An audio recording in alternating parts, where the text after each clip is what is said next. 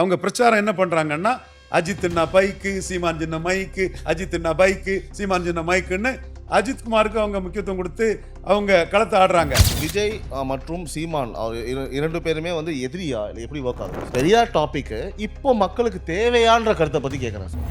சீமான் 8.2, விஜய் 18 இருக்கலாம், 28 இருக்கலாம், 60 இருக்கலாம், 4 இருக்கலாம். அதுக்கு ஒரு நம்பர் சொல்லிக்கிட்டு டங்கு டக்கான்னு ஆடுறது எப்பா இது claim. It is not the truth. அவர்கிட்ட ஒரு பிரம்மாண்டமாக கூட்டம் இல்லைன்னு நான் சொல்லலை. He can be the best, but it is not proved yet. அதுக்கு முன்னாடி நம்ம பேசியே பெரியாள் ஆக்குறாங்கன்றதான் உங்களோட ஸ்டாண்டுன்னு வச்சுக்கலாமா சார்? இன்னைக்கு கட்சி ஆரம்பிச்சிருக்கணும். ஈரோடு கிழக்கு எலெக்ஷன் முடிஞ்ச பிறகு கட்சி ஆரம்பிச்சிருக்கணும். நீங்கள் கட்சி ஆரம்பிச்சுக்கிட்டு லெட்டர் பேடாக இருக்கக்கூடாது. அப்போ நீங்கள் பிளேயராக இல்லை, அப்சர்வராக தான் இருந்தீங்க. நானா, ஸ்டாலினா, தமிழ் தேசியமா, திராவிடமா, பெரியாரா, வேலுப்பிள்ளை பிரபாகரனா? அவங்க டேரக்டா சிஎம் ஆகிறதுக்கு பிளான் பண்றாங்க. எல்லாத்தையும் மீறி நீங்க சிஎம் ஆகிறீங்க, டெபாசிட் வாங்காம போறீங்க. ஓட்டோர் மேபி இந்திரா காந்தி ஒரு குடும்பக்காரி, மருமகளே வீட்டை விட்டு விரட்டிட்டாங்கிறதுக்காக ஒரு 5 சீட்டு மேடக்கு தொகுதியில் ஒரு பேரளவில் டோக்கனுக்கு என்டிஆர் கொடுத்தாரு. மக்கள் மத்தியில் நீங்க நிரூபிச்சிட்டீங்கன்னா ரவீந்திரன் துரைசாமி இல்லை, எந்த குப்பனோ சுப்பனோ ₹1 நாக்கு மேல பல்ல போட்டு குறை சொல்ல முடியாது.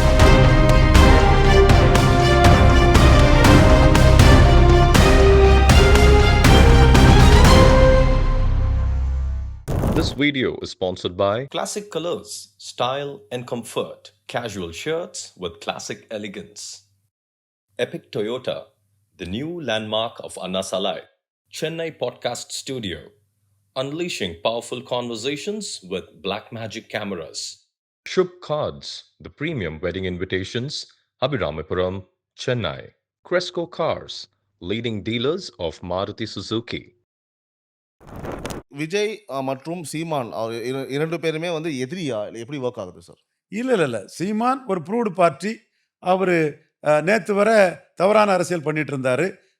ஸ்டாலினின் நிழலான, ஸ்டாலினின் டெலிகேட்டட் பவரான உதயநிதி ஸ்டாலினை பற்றி பேசிகிட்டு இருந்தார். இன்னைக்கு ஈரோடு கிழக்கில் பெரியாரா, தமிழ் தேசியமா, ஸ்டாலினா, சீமானா, திராவிடமா, தமிழ் தேசியமான்னு ஒரு கருத்தியல் எடுத்து நான் ஸ்டாலினுக்கு எதிரானவங்கிறத தன்னை பொசிஷன் கரெக்டாக பண்ணி போயிட்டு இருக்காரு இன்னைக்கு.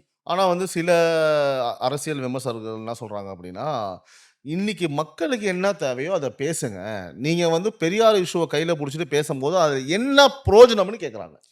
அது அவங்க கருத்து, கேட்கறது அவங்க உரிமை இருக்குது. என்ன பிரயோஜனம், என்ன நடக்குங்க 2026 தெரியும். ஏன் மோடியை கூட சீமான நிதிஷ்குமாரை ப்ரொஜெக்ட் பண்ண மாதிரி சிஎம் கேண்டிடேட்டாக ப்ரொஜெக்ட் பண்ணதுக்கு ஒரு வாய்ப்பு உண்டு. இட் இஸ் அப் டு சீமான். மோடி அதை விரும்புவார். பட் அந்த பாயிண்ட் நீங்கள் விருப்பம்னு சொல்கிறீங்க சார். எனக்கு வந்து ப்ராம்ப்டாக ஒரு விஷயத்தை நான் எதிர்பார்க்குறேன் சார் கிட்ட இருந்து. என்னன்னு கேட்டிங்கன்னா, அந்த கருத்தை வந்து நீங்கள் அக்செப்ட் பண்ணிக்கிறீங்களா தான் நான் கேட்குறேன்.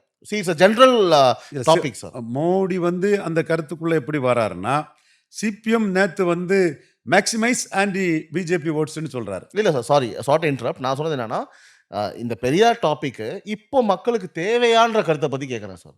அது மக்களுக்கு தேவையான டாபிக் முக்கியம் தான். இப்போ தேவையா? Nobody can declare terms to a political leader. அவருக்கு தேவையில்லாத பண்ணுவாங்க. நீ தேவைன்னா எடுத்துக்க, தேவையில்லைன்னா விட்டுட்டு போ. ஒரு கல்யாண வீடு இருக்கு, எல்லாம் பரிமாறுறாங்க, பாயசம் போடுறாங்க. எனக்கு பாயசம் பிடிக்காது, அதனால யாருக்கும் பாயசம் போடாதுன்னு சொல்லக்கூடிய உரிமை யாருக்கும் கிடையாது. அது மாதிரி நீ தேவைன்னா எடுத்துக்க, தேவையில்லைன்னா அதை இக்னோர் பண்ணிட்டு போயிட்டே இரு. கரெக்ட். ஆனால் நீங்கள் அதை வந்து கரெக்ட் பொசிஷன் சொல்லும் போது தான் இந்த கேள்வி எழும்புது. நீ அது வந்து கரெக்ட் பொசிஷன்லாம் கிடையாது, அவர் வந்து தப்பான பாதையில் போறாரு, அப்போ தனிப்பட்ட ஒரு கருத்துன்னு வச்சுக்கலாமா சார்? அதை நீங்க சொன்னீங்க இல்லையா, சீமான் அவர்கள் வந்து மக்கள் தான் தீர்ப்பளிக்கணும். மக்கள் வந்து இதற்கும் தமிழ்நாட்டில் அரசியல் சமூக சூழ்நிலைக்கும் சீமான் 5வது முறை தனிச்சு நிற்கும் போது 8-16 ரொம்ப லகுவாக்கிடுவாருங்கிறது என்னோட கருத்து. அது 2026 தேர்தல் முடிவு தான் அதை சொல்லும். இல்லை, பெரியாரோட விஷயத்தை பொறுத்த அளவுக்கு எனக்கும் வந்து நான் உண்மையை சொல்கிறேன் சார். அவர் சொல்கிற கருத்துக்கள் அத்தனையுமே உண்மை. அது வந்து நாங்கள் அக்செப்ட் பண்ணிக்கிறோம். ஆனால் இன்னைக்கு கூட வந்து ஒரு பாலியல் வன்கொடுமை கேஸ் நடந்திருக்கு. இந்த மாதிரி மக்கள் பிரச்சனையை பேசாமல் வந்து வெறும் ஓட் பேங்குக்காக, வங்கிக்காக இதையே திரும்ப திரும்ப பேசுகிறாங்க. நீங்கள் அவரை பிரச்சாரம் பண்ணுங்க. அவர் மக்கள் பிரச்சனை பேசல, ஓட்டு வங்கிக்காக பிரச்சாரம் பண்ணுன்னு பிரச்சாரம் பண்ணுங்க. ஜனநாயகம் உங்களுக்கு அதை கொடுத்துருக்குல்ல.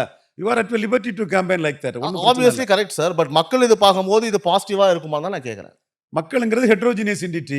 சிலருக்கு பிடிக்கும், சிலருக்கு பிடிக்காம இருக்கலாம். பிடிச்சவங்க ஓட்டு அவருக்கு போதும். சரி, இது ஏன் இந்த கொஸ்டின்லாம் டிவிகேவா இருக்கட்டும், இல்லை முக்கியமான ஜேர்னலிஸ்டாக பேர் சொல்ல விரும்பல. ஒருத்தவங்க வந்து அப்ட்ரப்டா வந்து பார்த்தீங்கன்னா சீமான் சருக்கு சப்போர்ட் பண்ணுறாங்க, ஒருத்தர் அப்ட்ரப்டா விஜய் சருக்கு சப்போர்ட் பண்ணுறாங்க. இல்லை, விஜய் சீமான் கம்பேரிசனே இல்லை. Seeman is a proved leader. Vijay has to prove, அவ்வளவுதான். அவர் ப்ரூவ் பண்ணால் அது பிறகு கம்பேரிசன் தான். சீமான் 8.2, விஜய் 18 இருக்கலாம், 28 இருக்கலாம், 60 இருக்கலாம், 4 இருக்கலாம், 5 இருக்கலாம். சீயிங் இஸ் பிலீவிங் என்னங்கிறத தேர்தல் ஆணையம் தான் சொல்லணும். அதுக்கு முன்னாடி அதுக்கு ஒரு நம்பர் சொல்லிக்கிட்டு டங்கு டக்கானு ஆடுறது, எப்பா இது claim, it is not the truth. Sir நீங்க சொல்ற பாயிண்ட் வந்து எனக்கு ஸ்ட்ராங்கா புரியுது. Because you have a very logical point. Thank you, thanks a lot. நிறைய பேருக்கு புரியல. இல்ல I am very happy to hear this from you sir. அதாவது நான் விஜய் அவர்களை தவறுன்னு சொல்லல. விஜய் வந்து பாத்தீங்கன்னா ஒரு சிறந்த கட்சி இல்லைன்னு சொல்லல. அவர்கிட்ட ஒரு பிரம்மாண்டமா கூட்டம் இல்லைன்னு நான் சொல்லல. I can be the best, but it is not proved yet. அதுக்கு முன்னாடி நம்ம பேசியே பெரிய ஆள் ஆக்குறாங்கன்றதான் உங்களோட ஸ்டாண்டுன்னு வச்சுக்கலாமா சார்? நிச்சயமா எனக்கு அதுல ஒரு பார்வை உண்டு. அதனை இப்ப வெளிப்படையா சொல்ல விரும்பல சார். ஒரு விஷயம் நான் சொல்றேன். நீங்க பாருங்க, விஜய் அவர்கள் ஒரு பேட்டி அளித்தாலும், ஒரு ப்ரோக்ராம் போனாலும், ஒரு விஷயம் நடந்தா அடுத்த ஒரு வாரத்துக்கு வந்து ஆல் மீடியா இன்டு தட். எல்லா மீடியாவும் திரும்ப அதான் போடுறாங்க. நான் இஷ்யூவா தான் இருக்கே தவிர ரெலவென்ட் பொலிட்டிக்கல் பிளேயர்ஸுக்குள்ள அது இல்லைங்கிறதா உண்மை. அவர் ரெலவென்ட் பொலிட்டிக்கல் பிளேயருக்குள்ள வந்திருக்கணும்னா விக்கிரவாண்டியில் நின்றுருக்கணும், ஈரோடு கிழக்குல நின்றுருக்கணும். அது நான் நிக்கலன்னு அவர் சும்மா போறாரு. அப்படி அவரு நிற்காம இருப்பாருன்னா இன்னைக்கு கட்சி ஆரம்பிச்சிருக்கணும். ஈரோடு கிழக்கு எலெக்ஷன் முடிஞ்ச பிறகு கட்சி ஆரம்பிச்சிருக்கணும். நீங்கள் கட்சி ஆரம்பிச்சுக்கிட்டு லெட்டர் பேடாக இருக்கக்கூடாது. அப்போ நீங்கள் பிளேயராக இல்லை, அப்சர்வராக தான் இருந்தீங்க. உங்களோட இன்னைக்குள்ள மோசமான நிலைமை இல்லைன்னா, ஈரோடு கிழக்கில் திமுக உங்களை மதிக்கல, சீமானும் உங்களை மதிக்கல.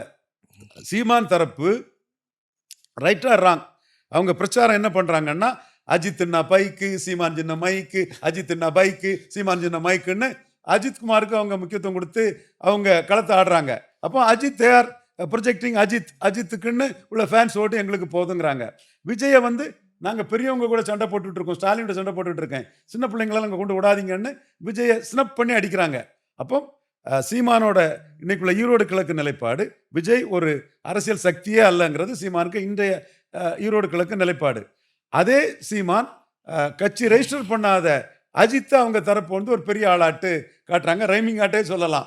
நீங்கள் கேட்டிருப்பீங்கன்னு நினைப்பேன். அப்போ நீங்கள் இதில் கூட விமர்சனம் கூட வைக்கலாம். அஜித்துக்கு பத்மபூஷனுக்கு வாழ்த்து தெரிவிக்கிறாரு, நீங்கள் வேறு விதமாக இதுக்கு விமர்சனம் கூட வைக்கலாம், அது அவங்கவுங்க உரிமை. பட் வாட் தே ஆர் டூயிங்னா சிவகார்த்தியனை ரெகனைஸ் பண்ணி மீட்டிங்கில் பேசுகிறாங்க. ஸோ அவங்க அரசியலை வந்து அவங்க எப்படி தகவமைச்சிட்டாங்க, களத்தில் நான் இருக்கிறேன், களத்தில் நான் எடப்பாடி களத்தை விட்டு போயிட்டாரு, களத்தில் என்டிஏ அண்ணாமலை நிறுத்த முடியலை, நான் இருக்கிறேன், நானா ஸ்டாலினா, தமிழ் தேசியமா திராவிடமா, பெரியாரா வேலுப்பிள்ளை பிரபாகரனா, இப்படி அவங்க 3 நரேட்டிவை செட் பண்ணி அதை தமிழ்நாட்டில் 214 தொகுதியிலும் ஓட விட்டுட்டாங்க. இந்த நரேட்டிவ்க்குள்ள விஜய் ஒரு ஆளே இல்லைன்னு அவங்க சொல்றாங்க. அப்போ நீங்க ஒரு கட்சி ஆரம்பிச்சுக்கிட்டு திமுக உங்களை ஒரு ஆளா மதிக்கல, ஈரோடு கிழக்குல எழுத்து நிற்கக்கூடிய சீமானும் ஒரு ஆளா மதிக்கலைங்கிறது யதார்த்த உண்மை. அதனால நீங்க ஒன்றும் குறைஞ்சு பெற மாட்டீங்க. நீங்க எல்லாத்தையும் மீறி அவங்க டைரக்டா சிஎம் ஆகிறதுக்கு பிளான் பண்றாங்க. எல்லாத்தையும் மீறி நீங்க சிஎம் ஆகிறீங்க, டெபாசிட் வாங்காம போறீங்க, ஓட்டோர் மேபி அது 26ல தெரிஞ்சு போகும். நிச்சயமா நான் சொல்றேன், விஜய் 26ல அரசியல் சக்தி ஆகுங்க. இப்படிதான் பவன் கல்யாண் சக்தி ஆன பிறகுதான் அவரு சந்திரபாபு நாயுடு கூட்டணி வச்சு அவர் deputy chief minister, Chandrababu Naidu chief minister ஆனாங்க. நீங்க சக்தி ஆகாமலே 4 பேர் விஜய்க்கு கிட்ட மார்க்கெட்டிங் பிராண்டிங்க்கு ரெமுனரேஷன் வாங்கக்கூடியவங்க பொய்யா உங்களை ப்ரொமோட் பண்றாங்க. இது ஊதி பறக்கக்கூடிய பலூன், பலம் நிரூபிக்கவில்லைங்கிறத ஊசியை வச்சு குத்தி நாங்கள் இல்லைன்னு ஆக்கிடுறோம். நீங்கள் எடப்பாடி கிட்ட போய் சொன்னாலும் ரவீந்திரன் துரைசாமி உங்கள் விஷயத்தில் சொல்கிறது தான் சரி, விஜய் நாங்கள் இவ்வளோ சீட்டு தந்தீங்கன்னா பலம் நிரூபிக்காததுக்கு சீட்டு கொடுத்தீங்களா, எடப்பாடி பழனிசாமி தோக்கிறதுக்கு முன்னே தோல்வியை ஒத்துக்கிட்டாருன்னு என்ன எல்லாருமே கருதுவாங்க. அதனால பலம் நிரூபிக்காத உங்களுக்கு ஒரு 10-12 சீட்டுக்கு மேலே தர முடியாதுன்னு சொல்லுவாங்க. அடுத்தபடியாக உங்ககிட்ட கூட்டணிக்கு ஆள் வருவாங்க நீங்கள் எதிர்பார்த்தாலும் சாரி டு சே பலம் நிரூபிக்க உங்கள்கிட்ட யாரும் வரமாட்டாங்க. இதுதான் உண்மை. ஸோ 234 நிறுத்தி பலத்தை நிரூபிக்கிறதுக்கு கேண்டிடேட்டை செலக்ட் பண்ணுங்க, உழைங்க. க்ரௌட் புல்லிங் கெப்பாசிட்டி உள்ள ஒவ்வொருத்தருக்கும் ஒரு ஓட்டு உண்டு. பவன் கல்யாண் எடுத்திருக்காரு, இவர் சிரஞ்சீவி எடுத்திருக்கிறாரு, விஜயகாந்த் எடுத்திருக்காரு, கமல்ஹாசன் எடுத்திருக்கிறாரு. ஏன் கமல்ஹாசன் வரும்போது அவரு கூட யார் கூட்டணிக்கு போனா இல்லை, விஜயகாந்த் வரும்போது யார் கூட்டணிக்கு போனா இல்லை, பவன் கல்யாண் வரும்போது யார் கூட்டணிக்கு போனா இல்லை, சிரஞ்சீவி வரும்போது யார் கூட்டணிக்கு போனா இல்லை. என்டிஆர் வரும்போது இந்திரா காந்தி எழுத்ததுனால இந்திரா காந்தி ஒரு கொடுமைக்காரி, மருமகளே வீட்டை விட்டு விரட்டிட்டாங்கிறதுக்காக ஒரு 5 சீட்டு மேடக்கு தொகுதியில் ஒரு பேரளவில் டோக்கனுக்கு என்டிஆர் கொடுத்தாரு. அது மட்டுமே சாத்தியப்பட்டு அது இந்திரா காந்தி எதிர்ப்பில் மேனா காந்தி வாங்கிட்டு போனாங்க. அப்போ எல்லாருமே தங்கள் பலத்தை நிரூபிச்சுட்டு தான் வந்திருக்காங்க. நீங்களும் பலத்தை நிரூபிச்சுட்டு தான் வர முடியும். தவறான ஆலோசனைகளில் பேரை கேட்டு கடைசியாக சிவாஜி கணேசன் மாதிரி பறிகட்டு போகாதீங்க. அரசியலையும் இழந்து சினிமாவும் இழந்து நிற்காதீங்க. தெளிவாக இன்னைக்கே 234க்கும் கேண்டிடேட்டை தயார் பண்ணுறதுக்கு ஒரு தொகுதிக்கு 3 கேண்டிடேட்னு நீங்கள் அதை நேர்காணல் பண்ணி கரெக்டாக வாங்க, மக்கள் சக்தியாக நிரூபிங்க. மக்கள் மத்தியில் நீங்கள் நிரூபிச்சிட்டிங்கன்னா ரவீந்திரன் துரைசாமி இல்லை, எந்த குப்பனோ சுப்பனோ ₹1 நாக்கு மேலே பல்ல போட்டு நீங்கள் நிரூபித்த பெர்சன்டேஜை குறை சொல்ல முடியாது. இப்போ நாங்கள் பலம் நிரூபிக்காதவர், அன்டெஸ்டட், நாட் ப்ரூவ்டுங்கிறத அண்ணாமலை சொல்கிறாரு, சீமான் சொல்கிறாரு, தமிழிசை அம்மார் சொல்கிறாங்க, எல்லாரும் சொல்லத்தான் செய்வாங்க. காரணம் இது உண்மை. விஜய் கேள்வி ஆரம்பிச்சது, உங்களுக்கும் விஜய் கட்சிக்கும் என்ன பிரச்சனை, உங்களுக்கு தனிப்பட்ட ஒரு விரோதம் இருக்கா அப்படின்னு கேட்டதுக்கு நீங்கள் எலாபரேட்டாக வந்து நிறைய விஷயங்கள் நீங்கள் பகிர்ந்துக்கிட்டீங்க. நிறைய விஷயங்கள் நம்ம பேசியிருக்கோம் சார். மீண்டும் அடுத்த ஒரு சுவாரஸ்யமான பகுதியில் நம்ம சந்திக்கலாம் சார்.